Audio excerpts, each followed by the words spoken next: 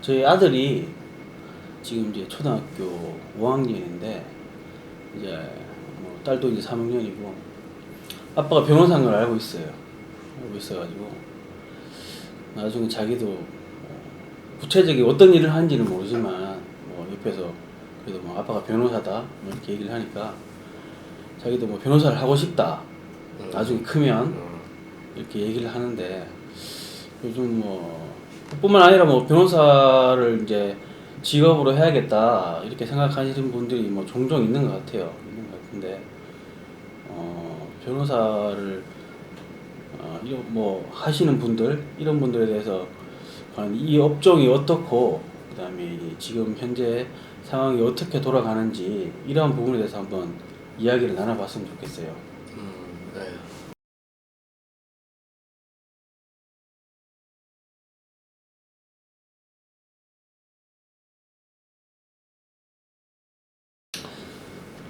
변호사를 어떻게 처음에 하시려고 생각을 하셨습니까? 저 같은 경우는 이제 군대를 다녀온 후에 사법시험이 있다는 것을 그때 이제 처음 알게 됐고, 이제 이미 공부하고 있던 친구들 도움을 얻어서 사실 하게 됐죠. 근데 공부를 해보니까 이 법학이 또 상당히 논리적이잖아요. 그렇죠.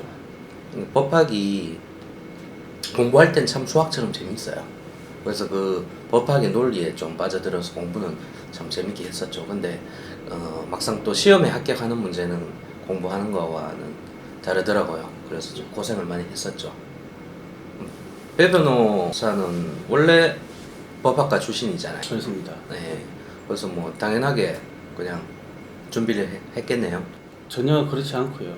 네, 사실 학부 다닐 때는 그냥 나와서 이제 취업해야겠다.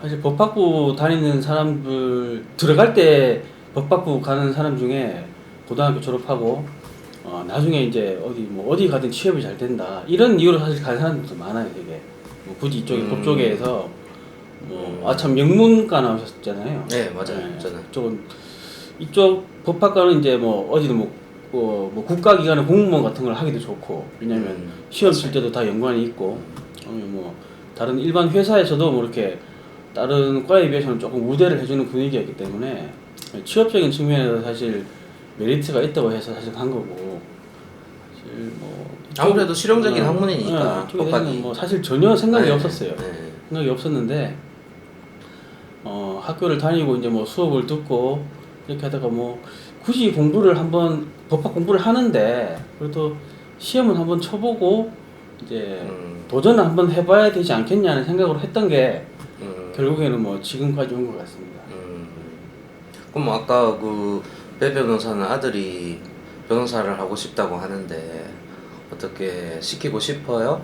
아니면 하지만 다른 직업을 가졌으면 좋겠어요?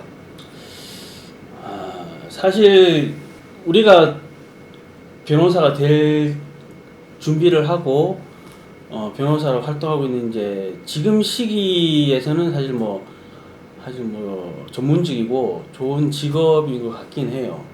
근데 뭐 앞으로의 세상을 봤을 때 과연 이런 직업이 앞으로도 유망할지는 솔직히 잘 모르겠어요. 그래서 저는 제 아들하고 뭐 얘기할 때는 이제 어차피 뭐 앞으로 정보통신 4차 산업 뭐 이런 시대잖아요. 그때 그쪽으로 가라고 얘기를 하는데 그래도 뭐 자기가 굳이 해야겠다고 하면 막을 수는 없는 게 또 부모의 또 심정이니까 저는 뭐 자기가 그 뜻이 있다고 한다고 하면 생각은 있고 또 뭐 도움을 줄 생각은 있어요.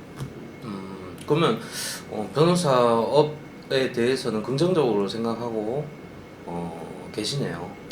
뭐 어느 업종이든 마찬가지겠지만 부정적인 부분도 물론 있겠지만은 저는 그래도 뭐 아직까지는 직업으로 삼기에는 나쁘지는 않은 것 같습니다. 아직까지. 저는 저도 아들이 제가 아빠가 변호사라는 건 알고 있지만 저는 변호사 직업을 가지라고 추천하고 싶진 않아요. 변호사를 해보면 물론 다 장단점은 있지만 사실 힘든 일이잖아요. 힘들죠. 사실 쉽진 않아요.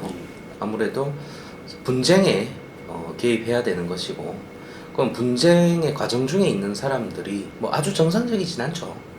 그렇죠. 네, 뭐 불안해하는 사람들도 많고, 또 변호사에게 의지하려고 밑도 끝도 없이 의지하려고 하는 사람들도 많을 것이고, 그리고 열심히 했음에도 불구하고 결과가 좋지 않아서 욕을 먹는 경우도 있는 것이고, 그렇죠. 심지어 결과가 좋지 않아서 선임료를 반환해달라고 하는 경우도 있잖아요. 그렇죠. 그런 경우를 겪으면 참 다시는 하고 싶지 않죠.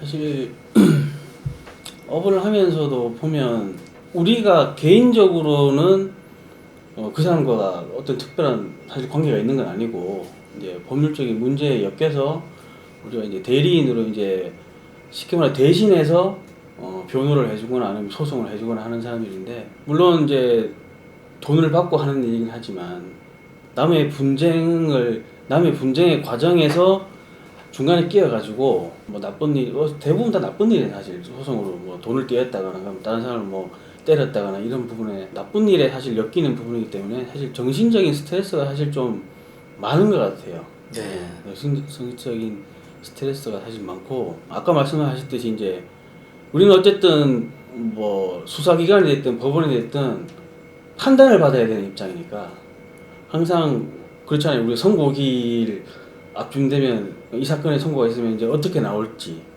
예.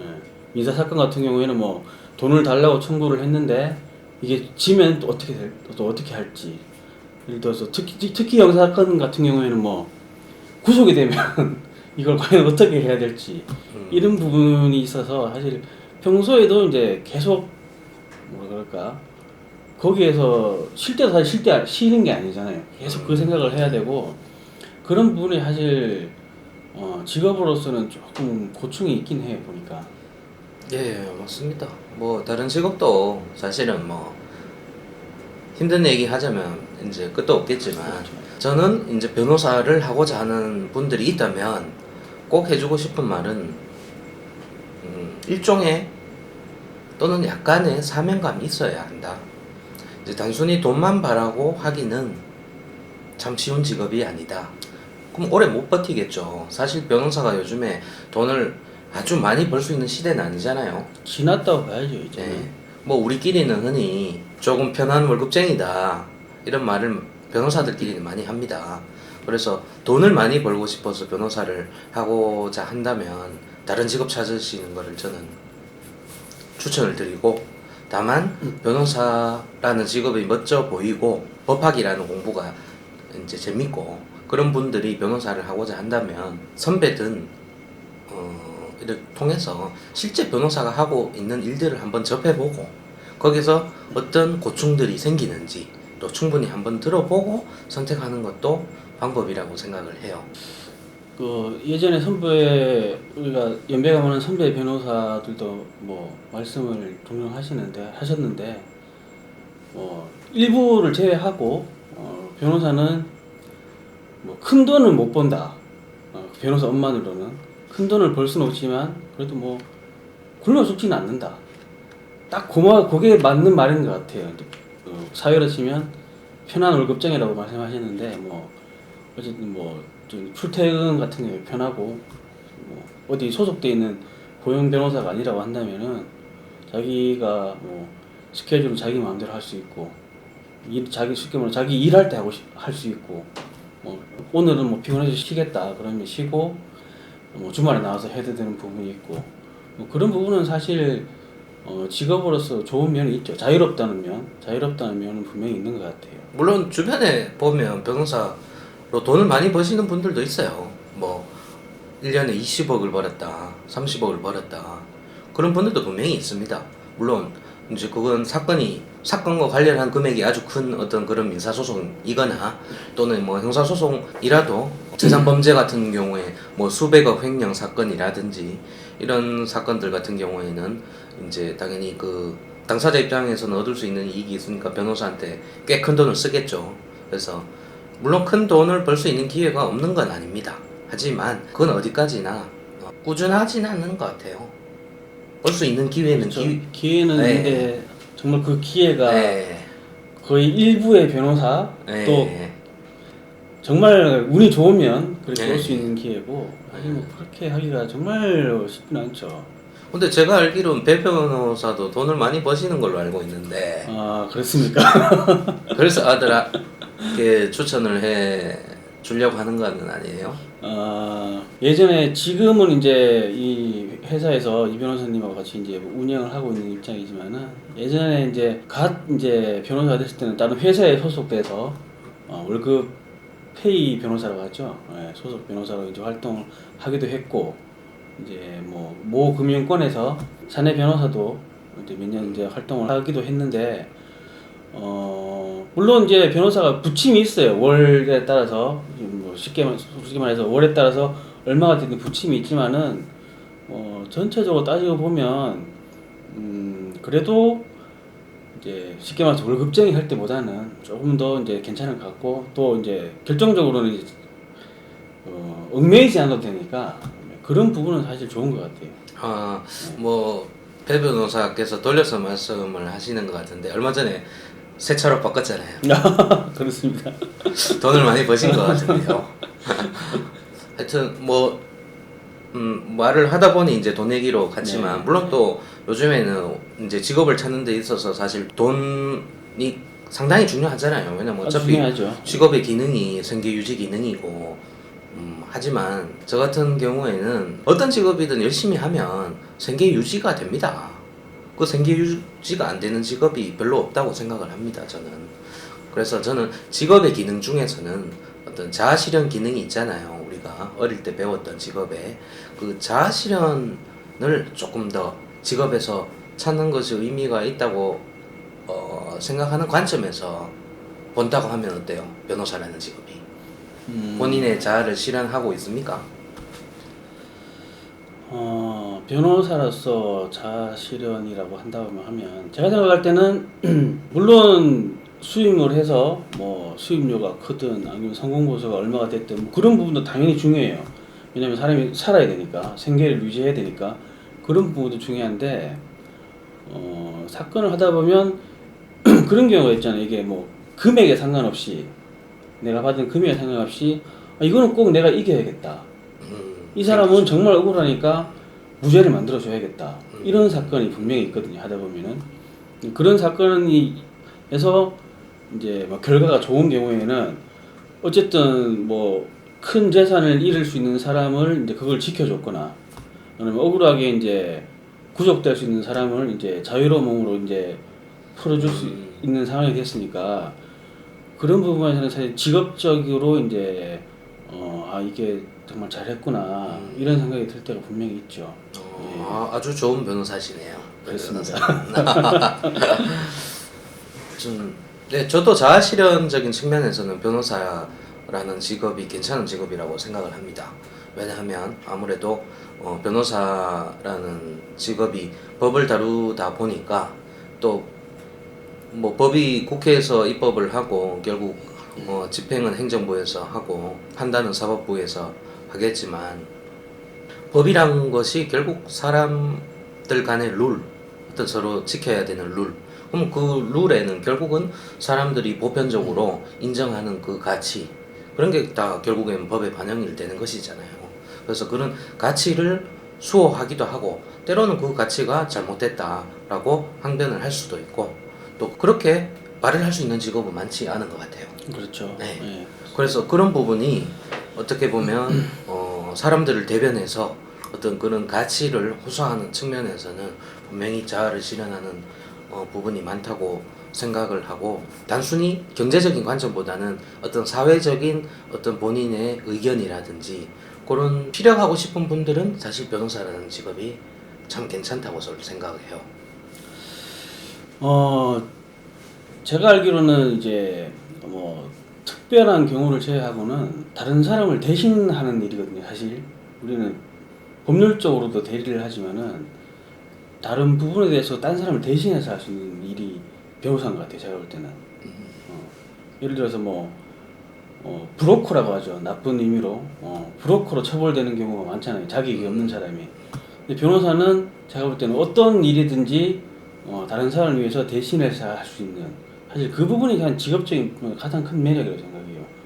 우리 가장 큰 부분이 이제 소송을 대리하거나 변호인이 되거나 이런 부분이 있겠지만은, 그거 외에도 이 사람이 뭐 어떤 다른 사업을 하는 데 있어서 뭐 다른 사람과의 관계 문제, 아니면 뭐 친구들과 뭐 어떤 일이 있어서 거기서 뭐 협상이 필요하다, 뭐 사업적인 뭐 회의가 필요하다, 이런 부분이 있어가지고 내 대리인이다 내세울 수 있는 게, 적법하게 내세우는 사람이 사실 변호사거든요. 사실 그런 부분에 있어가지고 좋은 직업인 것 같아요. 네, 그런 대리를 할 수 있는 직업이 없죠, 사실. 사실 변호사. 없죠. 예. 뭐 공인중개사 같은 경우에는 부동산 매매 계약에 대해서 이제 대리를 하는 것일 뿐이고, 사실 변호사는 거의 모든 분야에 대한 대리권이 변호사 어떤 위임 계약을 통해서 발생하는 것이니까, 저도 그거는 참 중요한 기능이라고 생각하고, 때로는 그것이 저는 사실 개인적으로는 저도 정신과 전문의 자격증을 줘야 된다고 생각을 하거든요. 네, 그렇잖아요. 그렇습니다. 우리가 수많은 상담을 하지만 그런 분들이, 고민을 안고 있는 분들이 결국 법률적인 분쟁에서 비롯된 고민이잖아요. 이게 단순히 정신과 전문의를 찾아가서 해결될 수 있는 부분은 일부분이라고 생각을 하거든요. 그럼 결국 변호사를 찾아와서 해결을 하게 되기 때문에 저도 그런 과정을 많이 겪고 있고, 그래서 웬만하면 그런 사람들에게 낙담하지 않고 이제 희망을 어떤 주려는 그런 부분에서 상담을 많이 하고, 그러다 보면 내가 하는 역할이 정신과 상담을 하고 있다, 때로는 그런 착각이 들기도 해요. 그래서 후배들에겐 또는 변호사가 되고 싶어 하시는 분들은 뭐 언제든지 변호사 직업에 대한 궁금한 것이 있으면 물어보시면 좋고, 뭐 저나 배 변호사나 충분히 알려드릴 수 있으니까, 다만 경제적인 관점만 생각하지 말라고 말을 하고 싶어요. 어떻게 한번 정리를 해주시죠. 예. 경제적인 부분은 자기가 사실 하기 나름인 것 같아요. 뭐 개개인마다 워낙 또 다르고, 그리고 변호사라는 업종 자체가 굳이 뭐 자기 사무실을 열어서 소송 대리하고 변호인을 하고 그 일만 하라는 법은 없거든요, 사실. 지금 변호사가 제가 알기로 매년 15,000명 정도 쏟아져 나오는 걸로 알고 있는데, 그분들이 사실 다 이쪽에 계시는 건 아니에요. 뭐 또 정부 기관에도 가 계시고, 일반 기업체에도 가 계시고, 아니면 뭐 피해자 국선이라고 하죠. 이제 성폭력 피해자들을 위해서 이제 좋은 일도 하시고, 그런 부분이 있어가지고 사실 갈 수 있는 길은 열려 있기 때문에 직업으로 할 수 있는 부분이 많다는 장점이 분명히 있습니다. 그런 부분을 가지고 이제 도전을 하시는 거는 뭐 좋다고 생각을 하는데, 대신 서두에서도 이제 말씀을 하셨지만은 경제적인 부분으로만 접근을 해서 이 업으로 해서 돈을 많이 벌어야겠다, 이 일에 대한 사명감 전혀 없이 그런 부분으로 접근을 하게 되면 분명히 실망을 하시게 될 거예요. 예, 실망하시게 될 거고, 그렇게 되면 변호사로서 부정한 일을 저지를 수가 또 있거든요. 분명히 탈법적인, 불법적인 일을 할 수가 있어요. 그 예전에 들은 말인데, 세상에서 제일 무서운 사람이 배고픈 변호사라고 했거든요. 아, 그런 말도 있었어요? 무슨 일이든 할 수 네. 있는 사람이 돈을 벌기 위해서 어떤 수단이든 써서 하면 정말 큰 일을 낼 수도 있다. 뭐 변호사가 됐든 검사가 됐든 뭐 좀 불법적인 일에 연루돼가지고 요즘 처벌받는 경우도 사실 많잖아요. 그러니까 뭐 굳이 경제적인 부분만 믿고 돌아와서는 분명히 그런 일이 생길 수도 있으니까, 반드시 직업에 대해서 이제 어떤 직업이고, 그다음에 이 일에 대해서 내가 어떤 일을 할 수 있는지, 그런 부분을 좀 많이 생각을 하셔가지고 도전하시는 게 좋은 것 같아요. 예.